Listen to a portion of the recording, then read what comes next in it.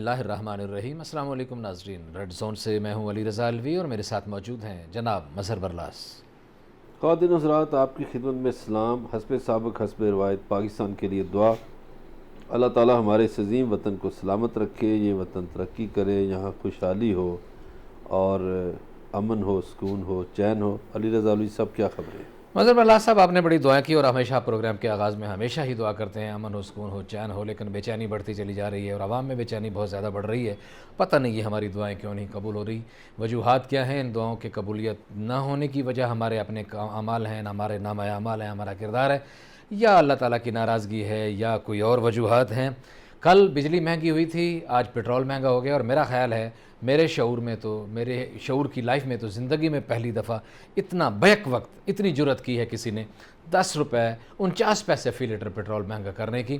لیکن اس کی شاید وجوہات یہ بھی ہیں کہ وہ اپوزیشن کے رہنما جو ہمارے دکھوں کا رونا روتے ہیں جب بھی اپوزیشن میں ہوتے ہیں، تو شاید وہ اتنے کمزور ہیں، وہ اتنے نالائق ہیں، یا اتنے احمق ہیں، یا اتنے بٹے ہوئے ہیں، یا وہ انہیں درد دل ہی نہیں ہے کہ حکومت اپنی مرضی سے ہر 15 دن بعد، ہر ایک مہینے کے بعد قیمتیں بڑھائی چلے جا رہی ہے، لیکن کوئی بولنے والا نہیں ہے۔ ہم اس پہ آج بات کریں گے بولنے کی۔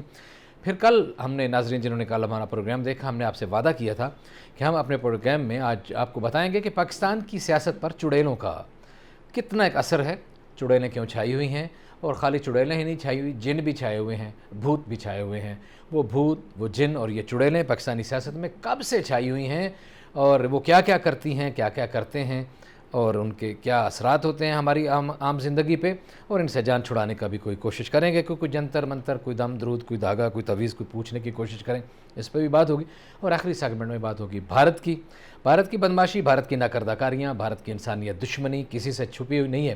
کشمیر میں تو جو کچھ کر رہا ہے بھارت، وہ کر ہی رہا ہے، لیکن اب یہ معاملہ بھارت کی اپنے اندر ان کے مختلف ملکوں میں شروع ہو گیا، ان کے مختلف ملکوں کا مطلب مختلف صوبائی ریاستوں میں شروع ہو گیا ہے، آسام میں شروع ہو گیا ہے۔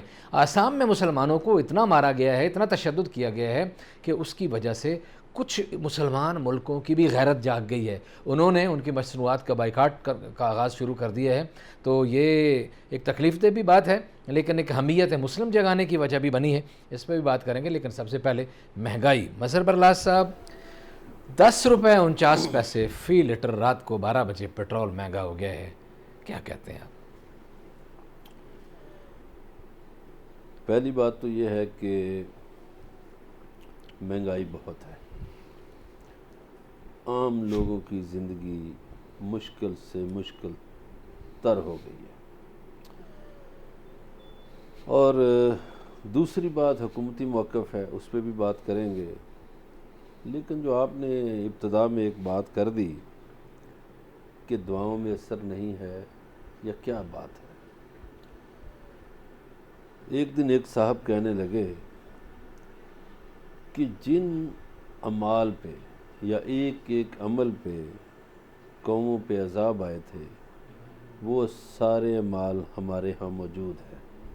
مثلا کم تولنا، ذخیرہ اندوزی کرنا، ناانصافی کرنا،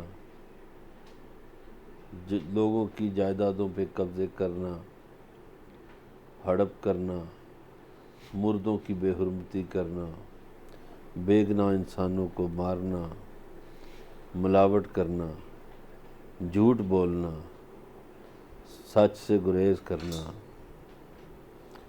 صبح بیدار ہونے میں دیر لگانا، دولت کی پوجا کرنا۔ صحیح ہے، یہ ساری وہ باتیں ہیں جو ہماری قوم میں پائی بدل جاتی جائے ہیں، تو مدد جو موجود تو ہیں۔ موجود ہیں، بلا شبہ، ٹھیک ہے، صحیح فرما رہے ہیں آپ۔ ہمارا تاجر سارا سال لوٹتا ہے، روزوں میں بھی وہ خیال نہیں کرتا، اور پھر پتہ کرتے ہیں تو کہتے ہیں جی وہ حاجی صاحب آخری عشرہ مدینے گزارتے ہیں، جی ہاں، عمرے کے لیے تشریف لے ٹھیک ہے، گئے۔ عمرے کے لیے چلے گئے۔ تو یہ تو ہے ہمارا کردار، جی، جو ہماری دعائیں شاید حرام حلال کی تمیز نہیں رہی۔ درست ہے۔ دیکھیں، حلال بہت اچھی چیز ہے، حتیٰ کہ حرام جانوروں کا گوشت بھی یہاں کھلایا گیا، مردہ جانوروں کا گوشت بھی کھلایا گیا۔ تو یہ وہ باتیں ہیں جو ہمارے کردار پہ ایک سوالیہ نشان ہے، ایک حرف ہے۔ اب آ جائیے مہنگائی کی طرف۔ اس میں بھی آپ نے ایک اچھی بات کی کہ اگر ہماری اپوزیشن میں جان ہوتی تو حکمرانوں کو جرت کیسے ہوتی کہ اتنی مہنگائی ہو جاتی. سوچتے 100 بار سوچتے یار یہ لوگ تو تڑپ اٹھے. پارلیمنٹ میں مسئلہ اٹھاتے, احتجاج کرتے, لڑتے, مگر وہ نہیں کر سکے.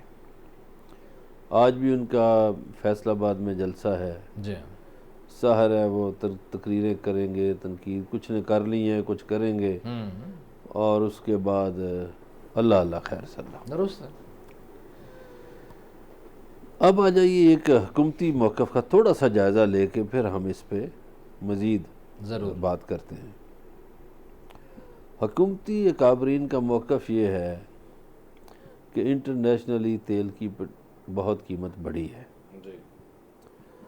اور اس کے اثرات ہم پر بہت زیادہ آئے ہیں. ہم نے بہت کوشش کی ہے, وہ ریجن کی مثالیں بھی دیتے ہیں, کمپیریزن دیتے ہیں. پھر وہ کہتے ہیں کہ جناب انگلینڈ جیسے ملک میں پٹرول کی قیمت تو بڑھی ایک طرف, شارٹیج ہو گئی ہے. اور یہ بات تو خیر سچ ہے کہ انگلینڈ میں فوج جو ہے وہ لگی ہوئی ہے پٹرول پمپس پہ, چونکہ وہاں لڑائیاں ہو رہی تھیں. شاید ان کے ہاں برداشت کا جذبہ اتنا نہیں ہے, ان کا ایک سسٹم چل رہا تھا, سموتھ چل رہا تھا, اس میں پتہ نہیں چلتا.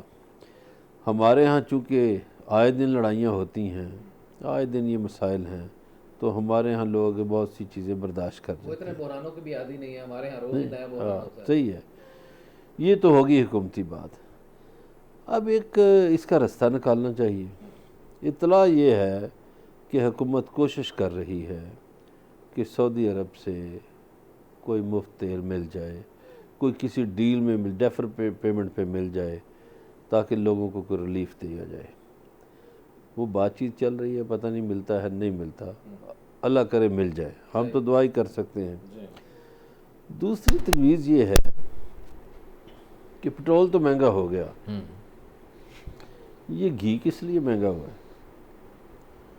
یہ کوکنگ آئل کیسے مہنگا ہوا؟ کوکنگ آئل, چلیں آپ نے بات کی تو تھوڑا سنا دیتا ہوں میں, تھوڑا سا بتاتا ہوں. یوٹیلیٹی سٹورز, ہاں یہ حکومتی ہے, سستا ہے نا, سستا ہوتا تھا. یوٹیلیٹی سٹورز کے جو نرخ کل کے ہیں جی, درجہ اول خوردنی تیل 15 روپے لیٹر مہنگا ہوا ہے اور قیمت 355 روپے, اور درجہ دوم جو ہے وہ 15 روپے مہنگا ہوا ہے, وہ 323 سے 338 روپے پہ پہنچ گیا ہے. درجہ دوم جو گھی ہے وہ 18 روپے کلو مہنگا ہو گیا ہے, 320 سے 328 روپے 88 روپے کا ہو گیا ہے. کپڑے دھونے کا صرف جو ہے 500 گرام کا پیکٹ 5 روپے مہنگا ہو گیا, 170 کا ہو گیا. صابن 3 روپے مہنگا ہو گیا, 133 کا ہو گیا. جوتوں کی پالش 10 روپے اضافے کے ساتھ 110 روپے ہو گئی ہے. کپڑوں کا نیل 1 لیٹر پیک 25 روپے مہنگا ہو گیا, 439 سے 464 روپے ہو گیا. شیمپو 4 روپے مہنگا ہو گیا, 195 کا ہو گیا. مختلف مثالیں جو ہے 4 سے 5 روپے فی پیکٹ مہنگے ہو گئے ہیں. یہ یوٹیلیٹی سٹور کا ریٹ بتا رہا ہوں, ابھی بتاؤں گا کہ اعداد و شماریات والوں نے کیا بتایا. اس میں شک نہیں, ہر چیز مہنگی ہوئی ہے. جی ہاں, اور اس میں بھی شک نہیں کہ کرونا کے باعث بہت سے لوگ بے روزگار ہوئے, وہ بیچارے کہاں سے کھائیں. اور جن لوگوں کے پاس نوکریاں ہیں انہیں کرونا کٹ لگ گیا. جی ہاں, پرائیویٹ سیکٹر میں بھی لگا, سرکاری سیکٹر میں بھی لگا ہوگا. ایسے ہی. اور اب سنا ہے کہ اور بھی مشکل یہ پیش آ رہی ہے کہ جن لوگوں نے ویکسینیشن نہیں کروائی ہوگی انہیں تنخواہیں نہیں دی جائیں گی, پینشن نہیں دی جائے گی. تو لوگوں کے مسائل بڑے ہیں. مہنگائی ہر جگہ ہر چیز میں ہوئی ہے. ٹھیک ہے, بالکل ایسے ہی. اب یہ ہے کہ حکومت کو ان چیزوں پہ غور کرنا چاہیے. اگر حکومت کو کوئی عوام کا خیال ہے تو انہیں چاہیے کہ یہ لنگر خانے بند کر دیں. کوئی بندہ نہیں, یہ مفت خورے سارے ادھر جاتے ہیں. بیت المال کو فنڈز بھی بند کر دیں. یہ جو احساس پروگرام شروع کیا ہوا ہے جس میں پتہ نہیں کتنے گھپلے ہیں, آپ کو پتہ نا گھپلے نکلے تھے. جی ہاں, بالکل نکلے تھے. بیوروکریٹس کے فیملیاں مستفید ہو رہی تھیں اور بڑے بڑے لوگوں کی. ان سب کو ختم کر کے ایون ترقیاتی بجٹ بھی کم کر دیں. اس لیے کم کر دیں کہ انسانوں کو زندہ رکھنا ضروری ہے تعمیراتی کاموں سے. انسان زندہ رہیں گے تو تعمیراتی کام جو ہیں ان پہ کوئی بات ہو سکے گی, کوئی چل سکے گا, کوئی پل سے گزر سکے گا. زندہ ہوگا تو پل سے گزرے گا. اب تو سوال لوگوں کی زندگیوں کا ہے. تو یہ ساری سبسڈی جھونک دیں پیٹرولیم میں اور باقی چیزوں میں اور لوگوں کو سستی چیزیں فراہم کریں. ٹھیک ہے. یہ ایک سادہ تجویز ہے. پتہ نہیں حکمران اس پہ عمل کرتے ہیں نہیں کرتے. اپوزیشن جو ہے وہ اپنے اقتدار کے لیے بےتاب ہے. کوئی غریب کا رونا نہیں روتا. مہنگائی کا کوئی ایشو جو ہے وہ بیان نہیں کرتا. پہلا ایشو ان کا یہی ہے کہ اقتدار ملے. اب اقتدار مل بھی جائے, کسی کو بھی مل جائے, مسائل تو وہی ہیں.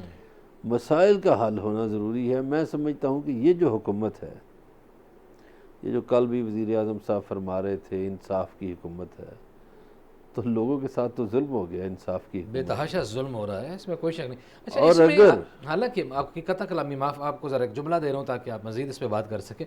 انہوں نے کل بھی حماد اظہر نے بھی وہ نواز شریف اور اس شریف فیملی اور زرداری فیملی اور فلاں, ہم ان کے وکیل نہیں ہیں, وہ کھا گئے, لوٹ مار کر گئے, تباہی پھیر گئے, سارا کچھ جو کیا انہوں نے کیا, سارے جہان نے اتنی دفعہ سنا ہے, اب تو زبان نہیں یاد ہو گیا. جب یہ شروع ہوتے ہیں تو پتہ چلتا ہے اب انہوں نے کیا کہنا ہے. لیکن سچائی یہ ہے کہ واشنگٹن میں IMF سے مذاکرات شروع ہو گئے ہیں ہمارے, اور ان مذاکرات میں IMF کی طرف سے ہمارے اوپر دباؤ ہے کہ اب 334 ارب روپے کا سیلز ٹیکس جو ہے وہ لگائیں مختلف جگہوں پہ, جو ان کے بقول ہم نے ابھی نہیں لگایا ہوا. حالانکہ کوئی چیز معاف نہیں ہے یہاں, واش روم سے لے کے سڑکوں پہ جانے تک اور موٹر وے پہ چڑھنے تک اور ماچس لینے تک, ہر چیز پہ, بچوں کے دودھ تک, کوئی شے معاف نہیں ہے جس پہ ٹیکس نہیں ہے. لیکن وہ پھر بھی کہہ رہے ہیں 334 ارب کے ٹیکس لگائیں, اور میرا خیال ہے یہ انہوں نے شروع کر دیا ہے. نہیں جی, پاکستان نے 80s میں اس بیماری سے جان چھڑوائی تھی, پھر شاید مشرف دور میں بھی جان چھوٹی.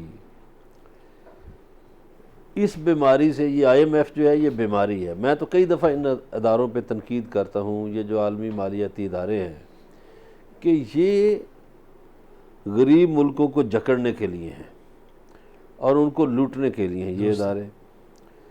ترکی نے بڑی مشکل جان چھڑائی, اور جب سے ترکی نے جان چھڑائی ترکی ترقی کرنا شروع ہو گیا, پھلنا پھولنا شروع ہو گیا. ہمارا مسئلہ یہ ہے کہ ہم اس سے جان نہیں چھڑوا پا رہے. میں زید بکر, ہر بندہ جو سفید پوش آدمی ہے وہ پس رہا ہے مہنگائی سے, لیکن عوام جتنے بھی تنگ ہوں, عوام کو لیڈرز کی ضرورت ہوتی ہے. عوام کبھی سڑکوں پہ ایسے نہیں آیا کرتے. یہ اپوزیشن والے ان کو راہ عمل کا تعین کرتے ہیں, لیکن یہ اپوزیشن والے جو ہیں وہ مزے سے بیٹھے ہیں, سکون سے ایئر کنڈیشنڈ کمروں میں بیٹھ کے ایک بیان جاری کر دیتے ہیں, اور وہ یہی سمجھتے ہیں کہ ان کا جو ایک بیان ہے وہ اس ساری 22 کروڑ عوام کے دکھوں کے درد کا مداوع ہے. یہ کیسے ممکن ہے؟ دیکھیے, ڈرائنگ روم میں بیٹھ کر بھی اگر کوئی بات کی جاتی ہے تو مجھے تو اب یہ ڈر پیدا ہو گیا الویز صاحب کہ کہیں یہاں سول وار نہ ہو جائے. اللہ نہ کرے. بالکل. کہیں یہاں مہنگائی سے تنگ لوگ, غریب لوگ, ان امیروں پر جھپٹ نہ پڑے. چونکہ یہ اپوزیشن میں بھی امیر بیٹھے ہوئے ہیں, حکومت میں بھی امیر بیٹھے ہیں. امیر لوگوں کی بستیاں الگ ہیں, امیر لوگوں کے بازار الگ ہیں, امیر لوگوں کے ریسٹورنٹ ہوٹل الگ ہیں, امیر لوگوں کی گاڑیاں الگ ہیں, ان کے تعلیمی ادارے الگ ہیں, ان کے ہسپتال الگ ہیں, ان کے قبرستان بھی معاف کرنا تو الگ ہو چکے ہیں. کہیں ایسا نہ ہو کہ مہنگائی سے اکتائے ہوئے لوگ, دیکھیے جب لوگ اکتا جاتے ہیں انہیں صرف ایک لیڈر کی ضرورت ہوتی ہے. کسی بھی تحریک کو منظم کرنے کے لیے ایک لیڈر کی ضرورت ہوتی ہے. یہ تو اپوزیشن والے چونکہ نالائق ہیں, ورنہ جتنی مہنگائی ہوئی ہے کوئی ہوتا تو حکومت کو تارے دکھا دیتا, لیکن یہ نہیں دکھا سکے. یہ چنگاری جو ہے نا جس دن بلند ہوئی تو بس اس دن خیر نہیں ہے. یہ لوگوں سے گاڑیاں چھینیں گے. برلاس صاحب, سٹریٹ کرائم بڑھ چکا ہے. ہمارے کرائم رپورٹرز نے جی ٹی وی کے, انہوں نے رپورٹیں جو ہمیں فائل کی ہیں ادھر, خبریں بلیٹرز میں لوگ دیکھتے ہیں کہ سٹریٹ کرائم اتنا زیادہ بڑھ چکا ہے. اسلام آباد جیسا شہر جسے بڑا سیف سٹی قرار دیا جاتا تھا, لاہور جیسا شہر جو اتنے اربوں روپے وہاں لگائے گئے تھے سیف سٹی پروجیکٹ کے لیے, ان میں چھینا جھپٹی ہے, پرس چھونے جاتے ہیں, گولی مار دی جاتی ہے. معمولی کا دوزخ پالنا بڑا کراچی میں یہ صورت کام ہے. ایسے دیکھیے پہلے بھی میں نے 3-4 دن پہلے بھی ایک بات پہ تنقید کی تھی اپوزیشن کے کچھ پروجیکٹس پہ. دنیا میں منصوبے لگائے جاتے ہیں جہاں کوئی پروڈکشن ہوتی ہے، ایک تو لوگوں کو روزگار ملتا ہے، دوسرا پیداوار ہوتی ہے. ہمارے ہاں پچھلے 25-30 سالوں سے ایسے ایسے منصوبے لگائے گئے ہیں کہ خدا کی پناہ، ایک دھیلے کا فائدہ نہیں، 1 روپے کا نفع نہیں. ایسے کنویں کھود دیے گئے ہیں کہ ان میں ڈالتے جاؤ پیسے، ڈالتے جاؤ قومی خزانہ، ملک کو مقروض کرتے جاؤ، اور کوئی ہے کچھ جی نہیں. ہاں، بلا کوئی سوچے سمجھے بغیر، کسی مینجمنٹ کے بغیر، کوئی آئندہ کی حکمت عملی کے کسی کے تعین کے بغیر، بڑے بڑے افلاطون اور فلاسفر تو ہم نے دیکھے جنہوں نے آئندہ 5-5 سال کے منصوبے دیے، لیکن بدقسمتی سے وہ منصوبے ایسے ہی دیے کہ دیکھا نہیں گیا کہ اس ملک میں رہنے والوں کے لیے ساتھ کیا کرنا ہے، اس ملک کو چلانے کے لیے کیا کرنا ہے، اور اس ملک کے لیے واقعی کس چیز کی ضرورت ہے اور اس کی نہیں ہے. بات چیت کا سلسلہ جاری ہے، ہمارے ساتھ رہیے گا، ملتے ہیں ایک بریک کے بعد.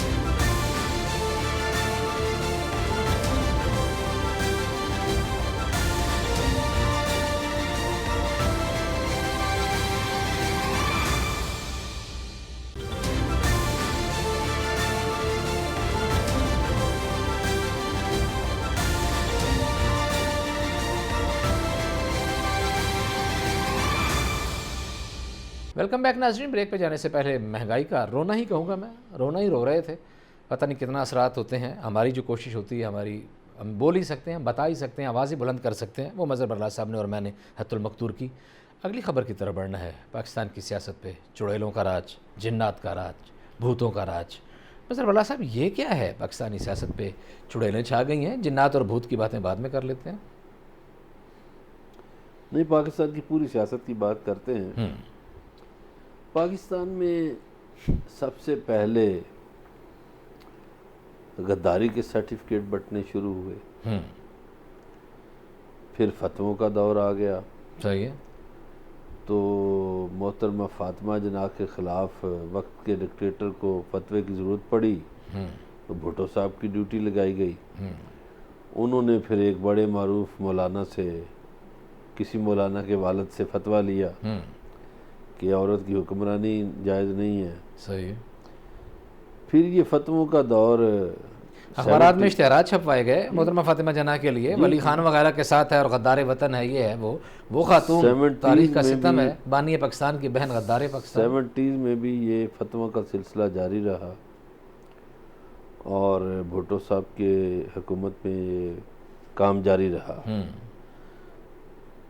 پھر یہ جو 80s کا دور ہے، اس میں بھی چونکہ محترمہ بینظیر بھٹو تشریف لائی تھی 1986 میں، تو ان کے مخالفین نے، یہی جو میاں نواز شریف لوگ ہیں، انہوں نے اور جو دینی جماعتوں نے فتوے دیے کہ عورت کی حکمرانی جو ہے وہ جائز نہیں، اور پتہ نہیں کدھر کدھر سے گھڑ کے کیا کیا چیزیں دے دی. یہ جو آپ کہہ رہے ہیں نا کہ تعویذ، گنڈا، دھاگا، دعا، فلانا، طوطا فال، نجومی، ناگی، یہ ہمارے ہاں 90 کی دہائی میں آ گئے تھے. صحیح. آپ کو یاد ہوگا کہ ایک یہ مانسیرا میں بابا دھنکا تھا، اس سے چھڑیاں کھانے کبھی بینظیر بھٹو پہنچ جاتی تھی، کبھی نواز شریف پہنچ جاتے تھے. صحیح ہے. اور وہ کمرے پہ چھڑیاں مارتا تھا اور یہ کہتے تھے اچھا جتنی چھڑیاں اتنے سال. وہ کبھی 2 مار دیتے تھے، کبھی 3 مار دیتے تھے. صحیح ہے. یہ رہا سلسلہ. پھر جناب ایک دفعہ محترمہ بینظیر بھٹو کی حکومت جو ہے وہ برخاست ہوئی، تو اب آپ دیکھیں کہ ہمارا معاشرہ کس طرح کرتا ہے. آکسفورڈ کی پڑھی ہوئی خاتون یوں بیٹھی ہے اور اس کے ارد گرد دھونی لگائی گئی ہے. کوئی پیپل پارٹی کی کسی خاتون نے بندوبست کیا تھا، تو وہ کوئی جوگی، نجومی، ناگی جو تھے، کوئی بین بجا رہا ہے اور کوئی یہ کر رہا ہے. تو کسی نے پوچھا یہ کیا ہو رہا ہے؟ انہوں نے کہا جی یہ بس عمل ہو رہا ہے اور بی بی کی حکومت واپس آ جائے گی. کوئی نہیں واپس آئی. صحیح. پھر خیر مشرف کا دور آ گیا، اس میں یہ جاتا رہا کام. پھر جب یوسف رضا گیلانی آئے تو وہ بھی ہاتھ بڑا دکھاتے تھے. ٹھیک ہے، 10 شناسوں کے پاس جاتے تھے۔ آصف علی زرداری صاحب نے تو ایک پیر صاحب کو رکھا ہوا ہمارے تھا صدر میں اتالیق مقرر تھا ایک پیر صاحب، بالکل۔ اور وہ پیر صاحب ان کو کہتے تھے کہ جناب والا اب آپ نے پہاڑوں کے قریب نہیں رہنا، آپ سمندر کے قریب چلے جائیں۔ تو آصف زرداری 22 دن مہینہ وہاں رہتے تھے۔ یہ میں اس لیے بتا رہا ہوں کہ ہمارے ناظرین کو پتہ ہو صحیح کہ کون کیا میاں نواز شریف صاحب بھی ایک مختلف علوم کے ماہر شخص کو اپنے ساتھ رکھتے تھے۔ مریم نواز بھی ان سے ملی ہوئی ہیں، صفدر صاحب بھی مل چکے ہیں، ان کی پوری فیملی مل چکی ہے، اور ان سے پوچھتے تھے، رہنمائی لیتے تھے۔ اب آ جائیے عمران خان کی طرف، جو موجودہ حکمران ہیں۔ صحیح ہے۔ یہ پاک پتن شریف جاتے تھے، ایک خاتون سے ان کی شادی ہو گئی، اور وہ برقع پوش ہیں خاتون، اور کہا جاتا ہے کہ وہ بڑی عملیات کی ماہر ہیں۔ اب پہلے کچھ عرصہ پہلے میاں شہباز شریف نے یہ بات کی تھی کہ ٹونے ٹوٹکوں سے حکومت چلائی جا رہی ہے۔ صحیح ہے۔ پھر یہ باتیں ختم ہو گئیں، لیکن اب ایک تعیناتی پہ جی ان باتوں کا چرچا پھر شروع ہو گیا۔ صحیح ہے۔ اور کسی نے کہا کہ جادو سے حکومت چلائی جا رہی ہے، کسی نے کہا کہ طوطا فال سے حکومت چلائی جا رہی ہے۔ صحیح۔ اچھا، مولانا صاحب نے پشاور میں جلسے میں کہا کہ سنا جنات کے ذریعے حکومت چلائی جا رہی ہے۔ صحیح۔ تو یہ باتیں سامنے آئیں۔ اب اس میں دیکھیے، اس میں وزیر اعظم نے کوئی انگوٹھی بھی پہن رکھی تھی۔ انگوٹھی تو خیر آپ نے بھی پہن رکھی ہے، میں نے بھی، لوگ پہنتے ہیں، اور سنت بھی ہے، صحیح۔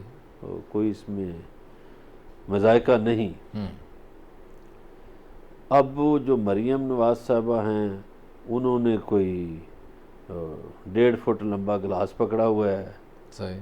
اور وہ جہاں جاتی ہیں ساتھ رکھتی ہیں، کسی سے میٹنگ بھی کرتی ہیں تو ساتھ پڑا ہوتا ہے۔ اب وہ کہتے ہیں کہ جی یہ گلاس بھی کسی سے انہوں نے دم کرا کے لیا ہے، تو یہ جب تک وہ کہتی ہیں ان کے پاس رہے گا انہیں خطرات نہیں ہوں گے، ان کو عروج ملے گا، یہ جیل بھی نہیں جائیں گی، یہ سارے قصے۔ اچھا، اب یہ ہے کہ یہ لوگ جتنے ہمارے اقتدار والے ہیں یا اپوزیشن والے ہیں، یہ کتنے ضعیف الاعتقاد ہیں۔ ہاں، کسی سے دعا لینا کوئی غلط نہیں، کوئی قرآن آیات پڑھ کے اس پانی پہ پھونک مار دیتا ہے، پی لیں، اوکے، کوئی بات نہیں۔ کوئی ورد کرتا ہے، آیت الکرسی کا ورد کرتے ہیں لوگ، یا اسماء اعظم کے کرتے ہیں، جی ٹھیک ہے، ورد کرے، کوئی جرم نہیں۔ اچھا، ایک بات اور مجھے یاد آ گئی، یہ جب پاناما شناما کا چکر چلا نا، تو یہ غالباً 27 مارچ تھا دن، تو ڈھاکہ کے ریجنسی ہوٹل میں شریف فیملی کا کوئی فرد جادوگروں سے میٹنگ کر رہا تھا، وہ بڑے بنگالی جادوگر سے۔ تو اس نے کہا بھئی اس کے لیے تو پاکستان جانا پڑے گا، ہمارے 4 سے 5 لوگوں کو۔ وہ لوگ پھر سنا آئے، پی ایم ہاؤس میں گئے۔ گزارش یہ ہے کہ اگر جادو ٹونے سے ان کو حکومتیں ملتی ہیں یا ان کی حکومتیں رہتی ہیں، تو بھئی یہ جادو ٹونا آپ لوگوں کے لیے استعمال کر لیں، عوام کی زندگیوں کی آسانی کے لیے کر لیں نا، ٹھیک ہے۔ مجھے ایک شعر یاد آ رہا ہے ناصر بشیر صاحب کا، کہ ناصر بشیر کس کی نظر گھر کو کھا گئی، سایہ سا بچھ گیا ہے میرے آنگن میں خوف کا، سایہ سا بچھ گیا ہے میرے آنگن میں خوف کا۔ جی، یہ ہے جنات کی کہانی اور چڑیلوں کی کہانی اور موکلات کی کہانی کا کچھ حصہ بھی باقی ہے، بات چیت کریں گے، ہمارے ساتھ رہیے گا، ملتے ہیں بریک کے بعد۔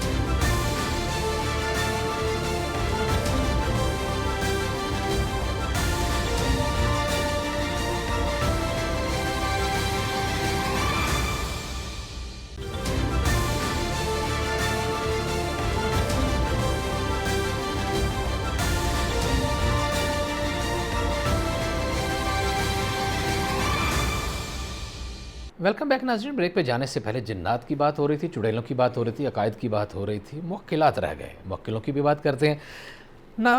کہا جاتا ہے کہ ابھی کچھ جو الزامات ہیں اس میں یہ بھی ہے کہ شاید ابھی جناب عمران خان کے اوپر جو رہنمائی فرمائی جاتی ہے تو اس میں کچھ موکلات کا عمل دخل بھی ہوتا ہے. ایک یہ بات بھی کہی جا رہی ہے. اور دوسری بات, جو ناموں کا بھی بڑا ذکر سنتے ہیں کہ عین کا نام ان کو بڑا سوٹ کرتا ہے.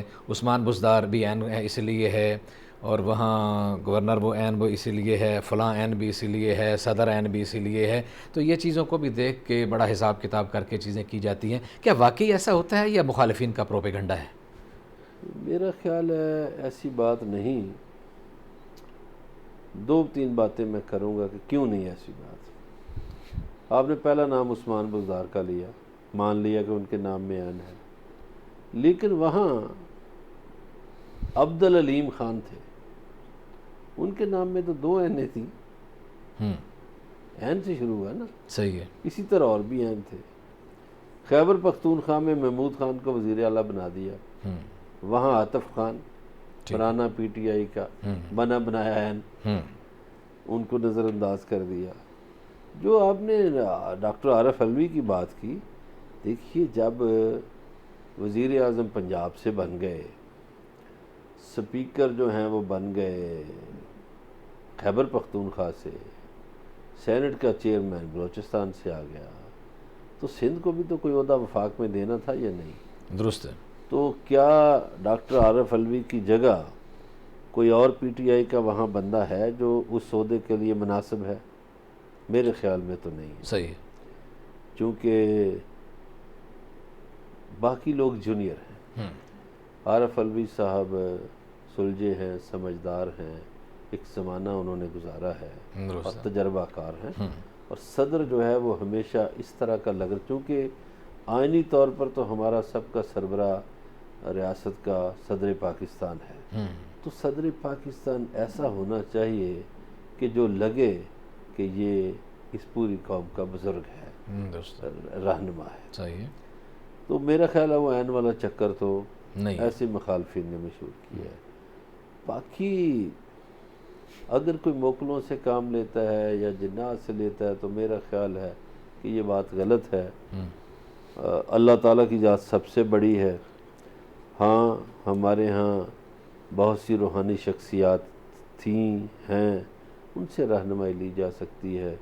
اور حکمران جو ہیں وہ تو مولا علی علیہ السلام کا ایک خط جو مالک اشتر کو لکھا گیا وہ پڑھ لیا کریں, تو انہیں میرا خیال ہے کسی جن یا موکل کی ضرورت ہی نہیں ہوگی. اندازے اگر حکمرانی اس پر عمل کر لیں انہیں اندازہ ہو جائے گا. لیکن اس پوری گفتگو کا یہ مطلب مت سمجھیے گا کہ ہم کوئی اس طرح کے عقائد کے بہت سخت کو خلاف ہیں, یا اس کا یہ مطلب ہی نہیں ہے کہ جنات کا وجود نہیں ہے. قرآن پاک میں سورہ جن موجود ہے اور خدا نے خود, قرآن نے خود گواہی دی ہے جنات کی موجودگی کی, تو اس سے بھی انکار ممکن نہیں ہے. مظہر برلا صاحب, اگلی خبر کی طرف بڑھنا ہے. بھارت, اس چیز پہ تھوڑی سی بات نہ کر لیں, ابھی ہمارے پاس ٹائم تھوڑا شارٹ ہے, لیکن آپ بات کرنا چاہتے ہیں تو کر لیں.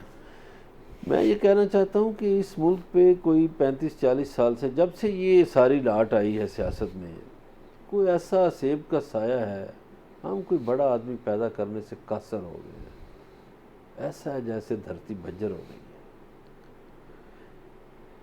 یہ تو ہے کسی شعبے میں بھی. لیکن جس پہ کچھ امیدیں تھیں سیاست کے شعبے میں, جب وہ امیدیں مایوسی کی طرف گئیں تو عجیب و غریب صورتحال ہو گئی. کیا کرے انسان, جب خواب ٹوٹتے ہیں تو بڑی تکلیف ہوتی ہے. مظہر برلا صاحب, خوابوں کے ساتھ بڑے سوچ سمجھ کے کسی کو بت بنایا جائے, کسی کی پوجا کی جائے, کسی کو مہان بنایا جائے, کسی کو مہان سمجھا جائے, اور مایوسیوں کے سائے لمبے ہو جائیں تو وہ خوابوں کا مجسمہ اگر صحیح ہے آپ کی, وہ عجیب صورتحال ہوتی ہے. کیا کہیں, ہم گنجائش نہیں ہے پروگرام کے وقت میں.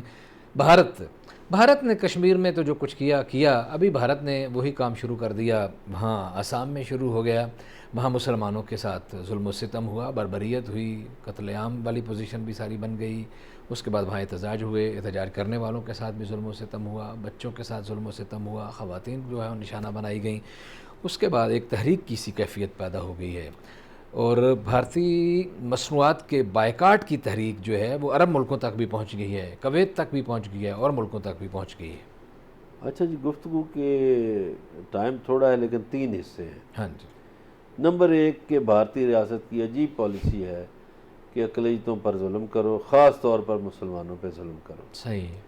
دوسری بات یہ ہے کہ باہر سے مار کھاؤ اور اپنے مظلوموں کو مارو، یعنی چین سے مار کھاؤ اور اپنے جو مسلمان مظلوم ہیں ان کو مارو۔ یہ جو تیسری بات آپ نے کی ہے بائیکاٹ والی، اس پہ میرا دل خوش ہوا ہے ہاں جی بالکل ایسے۔ کہ چلو مسلمانوں کو کچھ غیرت آئی، اور مجھے لگتا ہے یہ خاص طور سے اب جو عرب ملک ہیں وہاں یہ مہم بڑی زور پکڑ رہی ہے، ہاں جی۔ اور انڈیا کا بائیکاٹ ہونا چاہیے۔ سرکار اگر مسلمان ملک انڈیا کا بائیکاٹ کر دیں سب، اور اسرائیل کا بائیکاٹ کر دے سب مسلمان ملک، تو دوسرے دن جرت نہیں ہوگی کسی مسلمان کی طرف میلی آنکھ سے دیکھنے کی بھی۔ ایسا ہی ہے۔ لیکن اس کے لیے مسلمانوں کو جرت کا مظاہرہ کرنا چاہیے۔ مسلمانوں نے جو چیز کھو دی ہے وہ جرت ہی تو کھوئی ہے، بہادری تو کھوئی ہے۔ صحیح ہے۔ کیوں نہیں لگاتے؟ نعرہ حیدری لگائیں، جرت دکھائیں۔ صحیح ہے۔ جرت چھن گئی ان سے، انہوں نے چھوڑ دی جرت، بہادری چھوڑ دی۔ ورنہ کیا مجال ہے انڈیا کی اور اسرائیل کی کہ یہ ہمارے مسلمان بہن بھائیوں پہ ظلم کریں؟ صحیح کر ہی نہیں سکتے ظلم۔ لیکن اس کے لیے ہمت چاہیے، صحیح ہے۔ بائیکاٹ کریں، تجارت ختم کریں، بھول جائیں اس دولت کو۔ دولت کی حیثیت کیا ہے؟ یہ تو ہم نے مسلمانوں کی بات کی، تو جو ویسٹرن ورلڈ ہے اس کو بھی چاہیے، انسانی حقوق کے نمبرداروں کو بھی چاہیے، اور پھر خاص طور پر یہ بڑے ٹچی ہوتے ہیں پاکستان کے حوالے سے، باقی حوالے سے، تو ان کو بھارت میں وہ نظر نہیں آتا کہ ایٹمی چیزوں کی، ایسٹس کی سمگلنگ ہو رہی ہے، مارکیٹ میں اویلیبل ہے، روز پکڑا جاتا ہے، بہت سارے دھڑے ہیں، بہت سارے گینگ ہیں جو یہ بزنس کر رہے ہیں، اور وہ کوئی بات رپورٹ ہوتی ہے، ٹی وی چینلز کا حصہ بنتی ہے، پھر ٹائم فش ہو جاتی ہے، کسی کو کوئی پرواہ ہی نہیں ہے۔ علوی صاحب، یہ جو عالمی ٹھیکیدار ہیں ان کو اپنے حلیف نظر نہیں آتے، کبھی ان کو اسرائیل کا ظلم نظر نہیں آئے گا، صحیح ہے۔ کبھی ان کو ہندوستانیوں کا ظلم نظر نہیں آئے گا، لیکن مخالفین کا آ جائے گا۔ تو یہ دوہرا معیار ہے، یہ ظالم ہے، ناانصافی کرتے ہیں۔ صحیح ہے۔ انسانی حقوق کے ادارے ہوں یا انصاف فراہم کرنے والے ادارے ہوں عالمی سطح پر، یا مالیاتی ادارے ہوں، صحیح ہے۔ یا FATF ہو، کوئی بھی، یہ سب ادارے ظالم ہیں، ظلم کرتے ہیں، ناانصافی کرتے ہیں، یہ مخالفین کو کچلتے ہیں، اور جو ان کے حلیف ہوتے ہیں ان کا ظلم بھی برداشت کرتے ہیں، اور کہتے ہیں نہیں وہاں ٹھیک ہے، سب کچھ ٹھیک ہے۔ کیوں نہیں نظر آتا ان کو انڈیا کا ظلم؟ صحیح ہے۔ کیوں نہیں وہاں لاشیں نظر آتی؟ کیوں کشمیر میں جو قید خانہ بنا ہوا ہے وہ نظر نہیں آتا؟ جو آسام میں مسلمانوں کو بے قصور بے گناہ مارا جا رہا ہے وہ کیوں نہیں نظر آتا؟ ایسا ہی ہے۔ ٹھیک ہے جی، کیوں نہیں نظر آیا افغانستان میں کل جو دھماکہ ہوا؟ ایسا ہی ہے۔ تو یہ عالمی ٹھیکیداروں کا قصور ہے۔ عالمی ٹھیکیداروں کو اپنی آنکھیں کھولنی ہوں گی، اور اینک وہی لگانی ہوگی جسے سارا کچھ نظر آئے۔ اپنی پسند کی مرضی کا نمبر اور اپنی پسند کی اینک لگا کے اپنا پسند سے دیکھنے کی عادت ہو، اگر اسی طرح ہی جاری رہی تو پھر دنیا سے انصاف اٹھ جائے گا، اور دنیا سے اگر انصاف اٹھ گیا تو پھر آپ پر جو بھی تھوڑا سا بچا کھچا اعتماد ہے وہ بھی ختم ہو جائے گا۔ آج اتنی آپ سے ملاقات ہوگی، کل اپنا خیال رکھیے گا، اللہ نگہبان۔